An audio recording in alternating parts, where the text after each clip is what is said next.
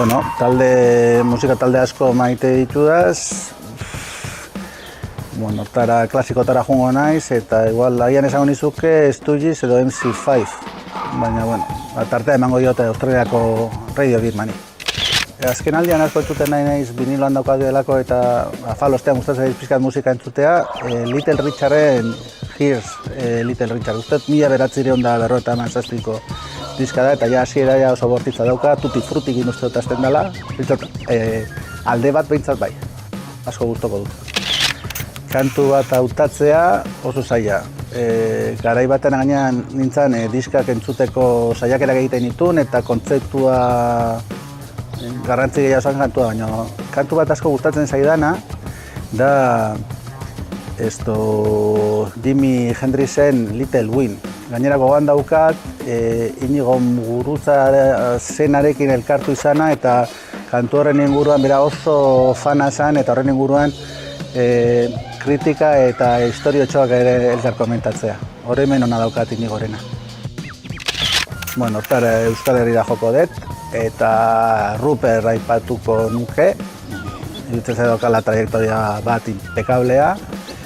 Eta, bueno, zaindu maite duzun hori. Uste lelo polita dela. Ni bere garaien gainera egunkarian egin duenan, publizitatean, eta berak ere komentatu zian kantu horrek zer ikusia zeukala baita itxierarekin, eta guztiarekin da emotiboa iruditzen zait. Eta gainera, Rupert da tipo bat oso asekiblea, eta da oso elegantea ere bai musikan, eta baita ere berarekin berba egiteko.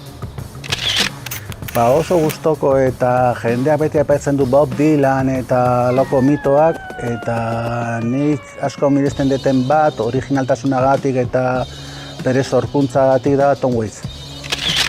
Ez dakit tamalez dan edo, baina autoek ez daukateia CD-a ez da sartzeko aukerarik ematen eta streaming bidez entzuten dut musika gehien etxetik kanpo, pasean joan edo autoak inibiltzen nahi zenean, baina etxean viniloa erosteko jarrera badan ja, edo hemen Oiartzunen bizi naiz eta Bloody Mary gertu daukat, Juan Carr ezagutzen dut oindala 30 urtetik eta denda hortara sartzea esperientzia da. Eta beti joten zera zerbait onakin eta gainera dudari baldin bakazu Juan Carrek edo Marcosek aklaratzen dizute duda. Nik eskertuko nuke ja 50 urtetik gora dauzkagunok gaztetxe egin duten lana. Batez ere aukera gutxi izan dugun edo izan duten taldekiko izan den errespetua eta babesa. Baina areto bat esatekotan esango nuke Geldorado. Ni rock and roll zalea naiz eta niretzat hori da atletik zalentzako bezala La Catedral. Hor dagoen giroa jotzeko eta ezagutu dudan jendea, ze publiko oso fidela dauka ere, bertan ezagutu dut, bertan egiten zuen lana Patricia López Arnaiz, esateako oso tipa jatorra, Pela, Sumisio Zikluseko jendea, Obligazioneseko, Padrinosekoa, Alabedi irratiko jendea, Jon Usual edo Stuart McDonald bezalako argazelaria. Nik uste hor dagoela eszena bat, bestela enukela izango aukerarik beraiek ezagutzeko.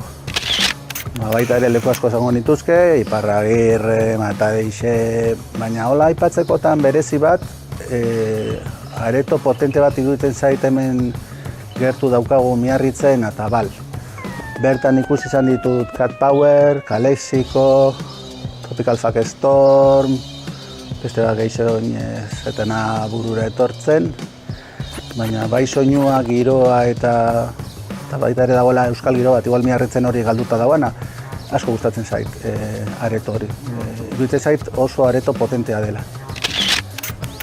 Hortan ere kontzertu askotan izan gara, gogoratzen dut Txitxarroko garaiak, oso potentizia, orduan 80. hamarkadan ustean giro alternatibo bat estatu batuetatik eta Green Day jotzen zuen, Fan Wigs, olako taldea, baina igual bereziko joen impresio emantzidana izan zen Iggy Pop ikustera joan ginean bi lagun institutuan gehibiltzara, hori izan zen Anoetako polikiroldegi baten, eta ez dut maite olako estadioko kontzertuak eta zaizki gustatzen, baina ora oso potentea izan zen. Orduan, Iggy Pop ere nahiko gazte zen, 50 urtekin eta estudizeko repertorearekin, eta oso potentea izan zen. Gainera nik uste antzeko bideo dela horren YouTubeen ere, eta hor ikusten da indar handia zela zeukan berak ere.